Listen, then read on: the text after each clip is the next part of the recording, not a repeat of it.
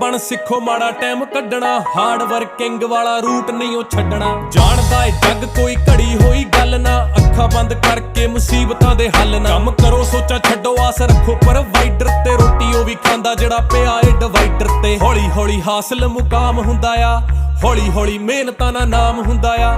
ਪਹਿਲਾਂ ਪਹਿਲਾਂ ਹਰ ਬੰਦਾ ਆਮ ਹੁੰਦਾ ਆ, ਦੁਨੀਆਦਾਰੀ ਚੋਂ ਜੋ ਤਰਾਸ਼ ਬਣਦੇ, ਆਪਣੇ ਤੇ ਰੱਖ ਵਿਸ਼ਵਾਸ ਬਣਦੇ ਹੋਏ ਆਮ ਜਿਹੇ ਮੁੰਡੇ ਵੀ ਨੇ ਖਾਸ ਬਣਦੇ।